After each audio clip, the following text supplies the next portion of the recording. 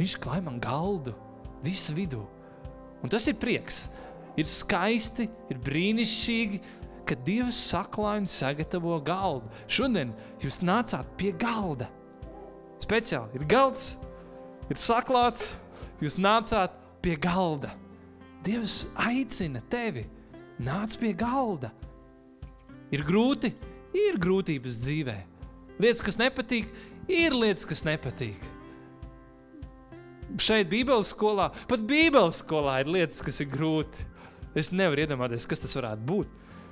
Kāds cits kristietis skaitina tev, kā tas ir iespējams, vai ne? Es nesaprotu. Dzīve sāksies, tad sapratīsiet, kas ir grūtības, un kas ir pārbaudījumi, kas ir sāpes un tā tālāk. Bet es tā vidū, Dievs aicina pie galda. Un Dievs saka, es esmu saklājis galdu.